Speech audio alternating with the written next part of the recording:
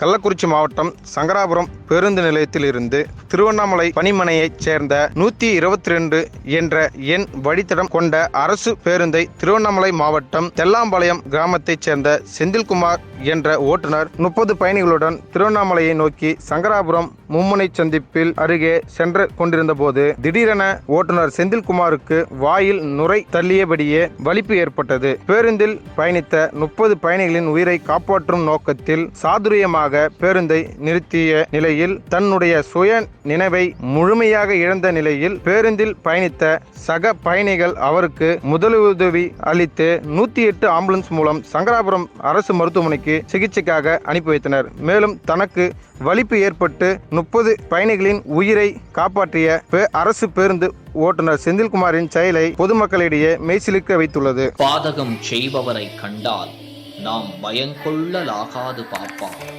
மோதி மிதித்து விடு பாப்பா, அவர் முகத்தில் உமிழ்ந்து விடு பாப்பா. அண்மை செய்திகளை உடனுக்குடன் தெரிந்து கொள்ள இணைந்திருங்கள் இயம்நாடு தொலைக்காட்சியுடன்.